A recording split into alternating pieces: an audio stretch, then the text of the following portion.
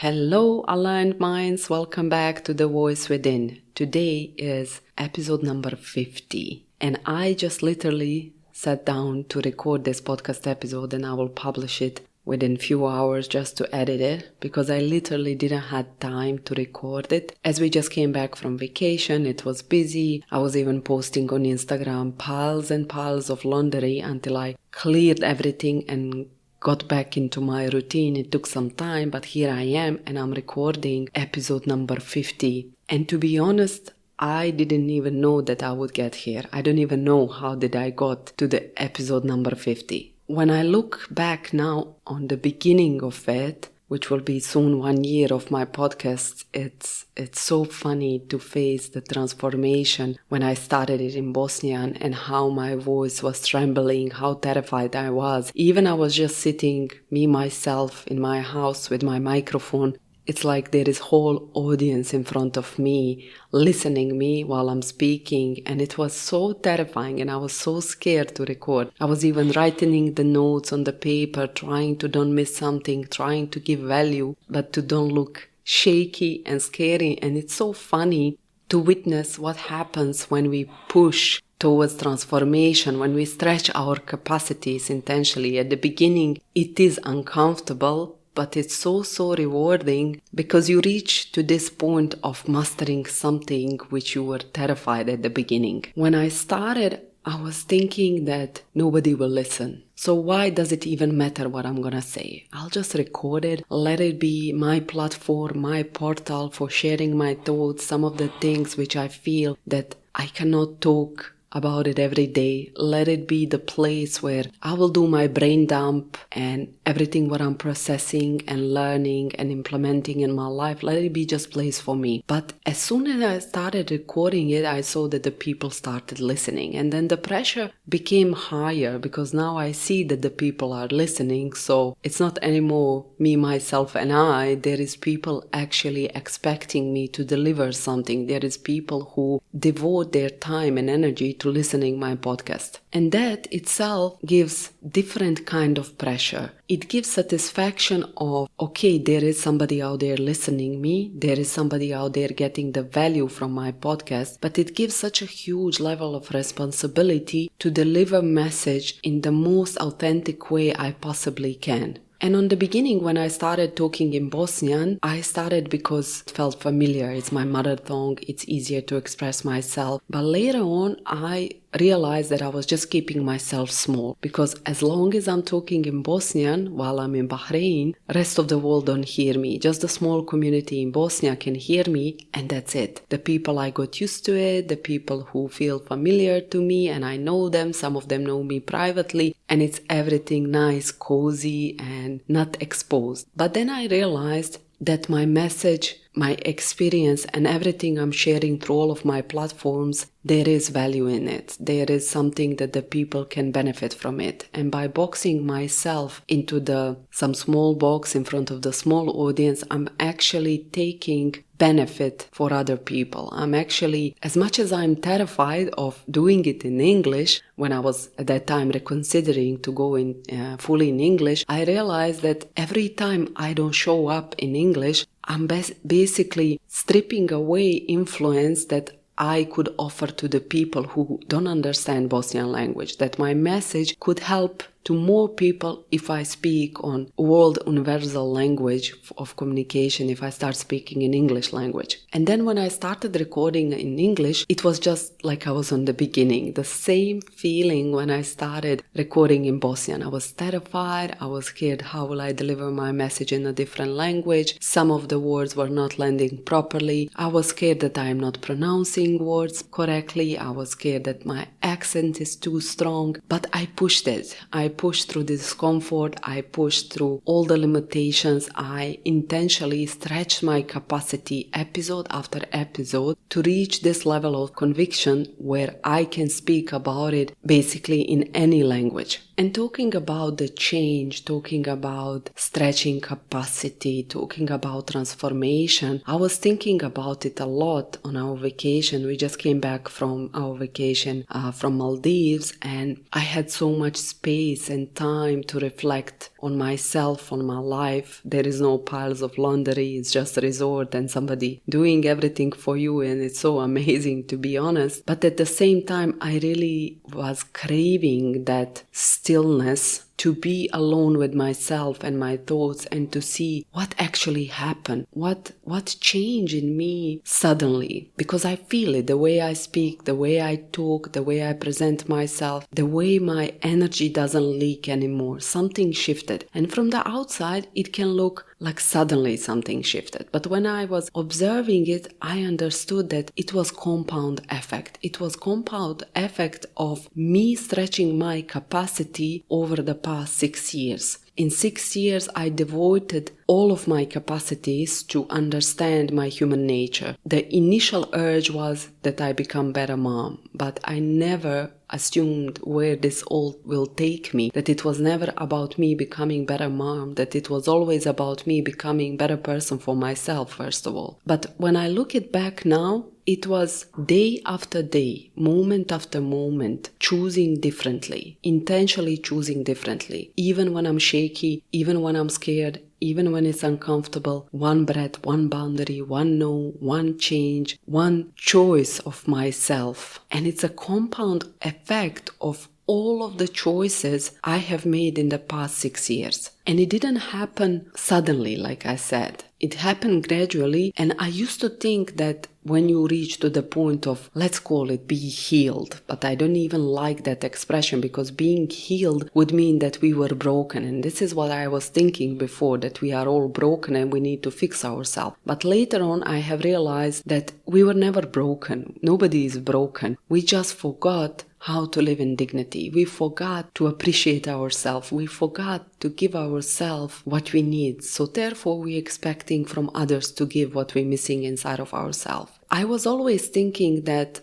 healing, let's call it that way, that place of finally reaching will be something groundbreaking, that it will be the moment where you feel it in your bones that something changed. But actually it's not. It's a compound effect. It is those micro moments, micro decisions, day by day, where you choosing differently, aware of it, that it will be hard, that it is uncomfortable, that everything in you is shaky, but you still choosing differently because kind of you are sick of the place where you currently are. You just want to change some things. And that kind of approach really requires a lot of bravery. And I was talking about it in my Instagram. A few days ago, I posted some posts about how does it feel to be on another side. Because with full integrity, I can say right now that I am on another side. I'm in a place right now where I see dynamic around me in every area of my life, but I have ability to choose how will I move inside of those dynamics. I don't have to entertain them, but I choose where I will honor myself, where I will honor others, how much I want to give, how much I choose to give. It's a huge difference in all of this. When you become so aware and so grounded and so steady in your presence that you feel that nothing can shake you, not in the feeling of superiority above anybody else, but in the feeling of regardless of what happens, regardless of what life throws at you, you know that you can rely on yourself. You know that you will land on your two legs and you will find a way. And it's such a strong belief inside of yourself that you can trust yourself completely. And while I was sitting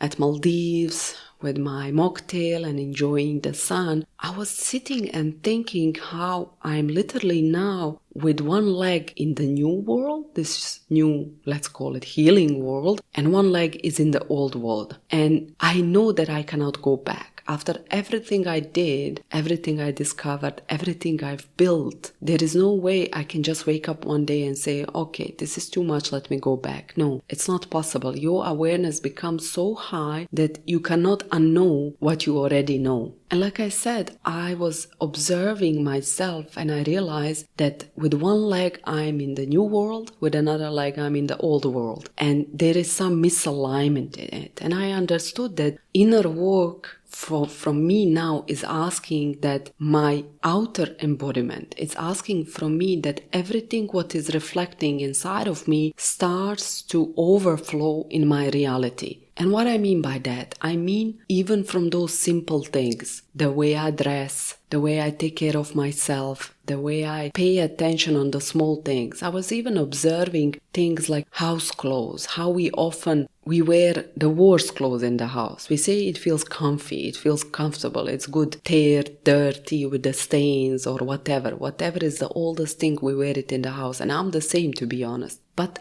I started realizing that actually that's not dignity. We often hear online, they tell us, change the clothes, put some nice clothes even in the house, you will feel better. But it feels very performative when you do it on force, when it's not coming from your inner embodiment. And now finally, when I stepped into my inner embodiment, I can fully understand what does that mean. If I could explain it, would mean I honor myself and I hold standards so high for myself that I don't want to invalidate myself by wearing teared and stained clothes even in the house. And I understood on this trip to Maldives that what is happening right now is that my outside world needs to start reflecting my inner world. I did the work, and I did the work with full integrity. I'm saying that most of the people will not be ready to do it. I did it. I don't even know how, but I'm so proud of myself because I did it. But now my outside world needs to catch up on this. And it's such a weird feeling because in your nervous system, in your head, in your heart, you feel that something is different. The way you allow yourself to be seen, the way you're speaking, even the way I'm recording this podcast right now. No rush, no fear. I'm not scared about my accent. I'm not scared about my English. I don't care. Am I pronouncing it good? I know that those people who want to find the value in my message will find it regardless of the language I'm using, regardless how I pronounce certain words in English. They will actually find it even maybe cute the way my husband finds it cute when I'm speaking in English. But it's just feeling of it's like between two parallel worlds. The world which is inside of you, which completely shifted and changed. You are not triggered anymore like you used to be. You don't react anymore like you used to. The people don't annoy you like they used to. You are just present and grounded. But now my outside world needs to reflect that. And I was looking all of these days in Maldives and thinking, what is missing? How can I now translate what is inside of me to my outside world?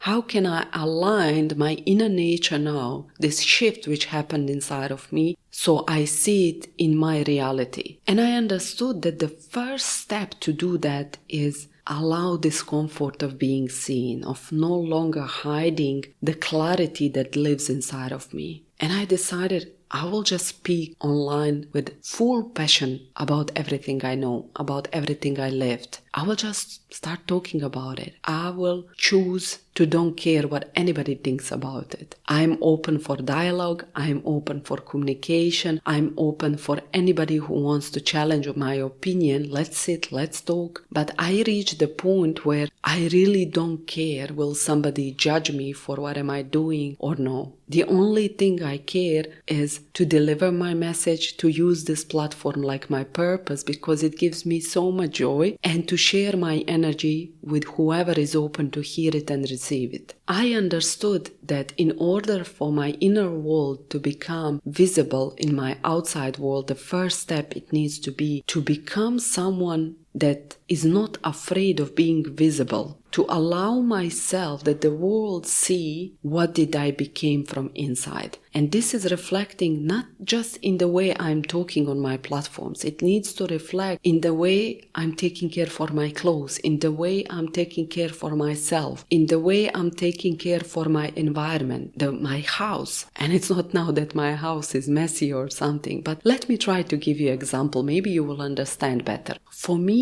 it gives me huge level of panic.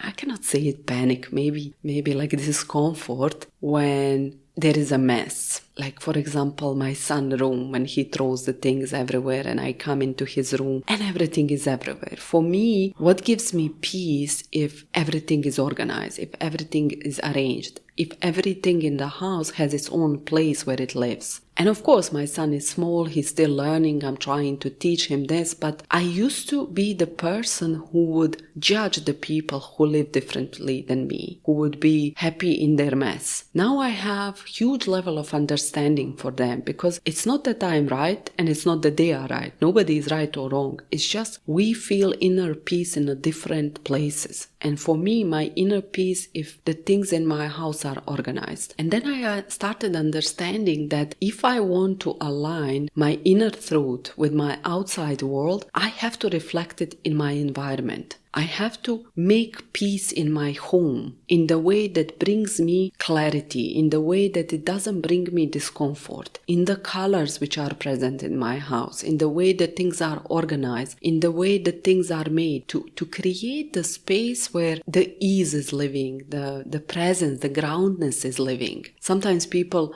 talk about this, how do they call it? Capsule wardrobe. Yeah, capsule wardrobe they're talking about. When you make your cabinet the certain color, so every color matches with it and every piece of clothes is the one you love. This is exactly what I'm talking about. When you create your home to be so grounding and so inviting for you that you really enjoy being there, and then to translate that type of clarity into every area of your outside world, in the way you dress, in the way you take care of yourself, in the way you cook. It's like bringing dignity in your outside world. And this is what I understood in Maldives. Everything in me changed, but I didn't change from outside, that it's so visible from outside, that it's aligned. And then I was thinking, why? Because usually the whole industry of personal development, they advise you to first start with the outside world actually. And I was trying to do that before. But like I said, it didn't came from inner embodiment, so it was very hard to do it. It's like you're forcing yourself to be something you are not.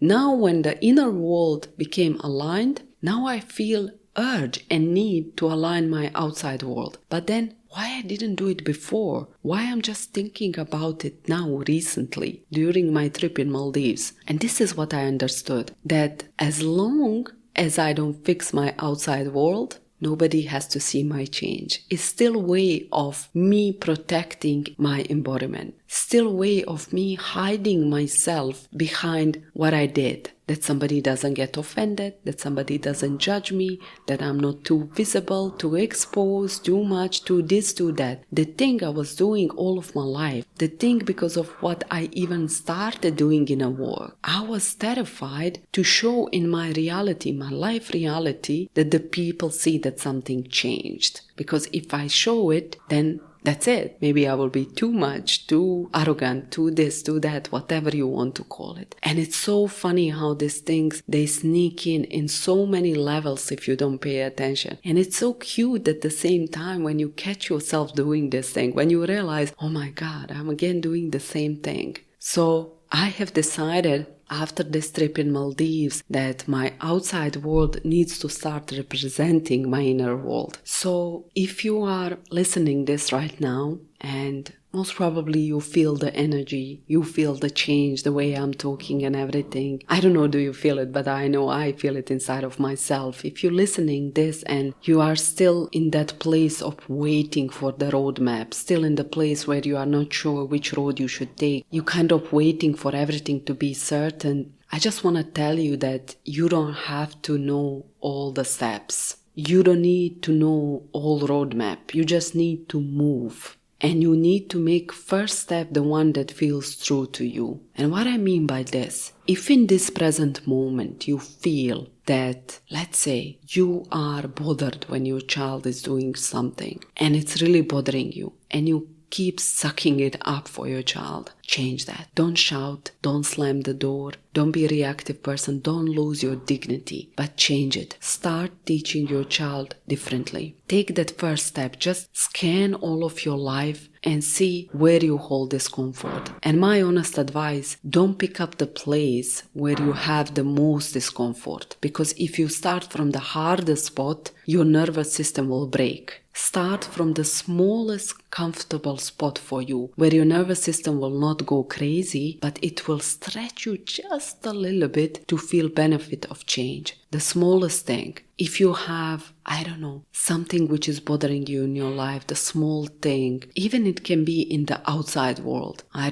Some broken things in the kitchen or something. Throw it. Just draw the line. Bring the dignity to yourself and to your life. And start small. You don't need to know all of the steps. I swear I didn't know all of the steps when I started 6 years ago. I was terrified of every step the same way you are most probably now. But I took the step regardless of everything. So if you are in the place where you're waiting for the roadmap, maybe gathering the knowledge, you are not sure how to move, how to do it, what you're supposed to do, you are scared of how to interact with your child, how to set the boundaries, just listen to that inner voice inside of you. Just listen that signal inside of you which is guiding you exactly where you need to be. Just listen to it and it will tell you and uncover you what do you need to do. And once you hear that voice, just ask yourself, how can I do this what my signal is telling me while honoring myself and honoring another person? How can I do it in the most dignified way? How can this signal be my guide to the dignified version of myself? You don't need to know all the steps. You don't need the roadmap. You just need to listen that signal. One step. Just like me. One step, one episode, one decision to speak, one moment where you choose yourself.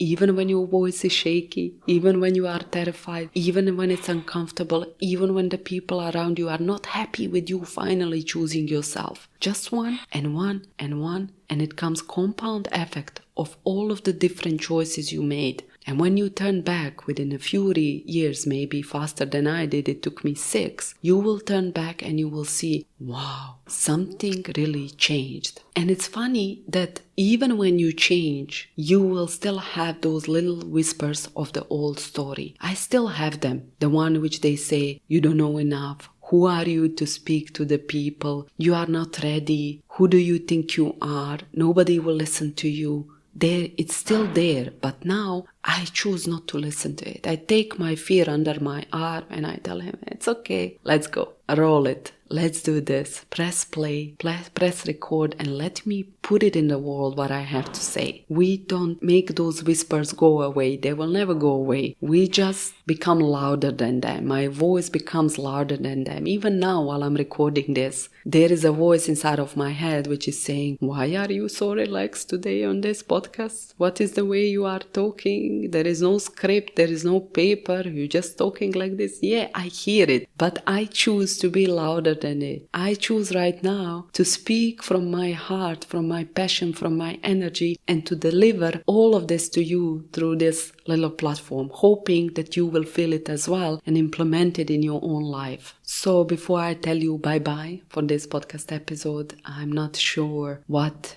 episode number 51 will hold. Where will I land? What the new thing I will discover, but I trust myself to say it when it comes. I trust myself that it will speak from me, from my heart, from my soul, from my signal, from my dignity when it comes next week. Thank you for listening. Thank you for dedicating your precious time to this podcast. I hope you enjoyed. I really did. I love it. I love this platform and the way I'm connecting with all of you. And I talk to you next week in the new podcast episode. Have a beautiful, blessed rest of the day.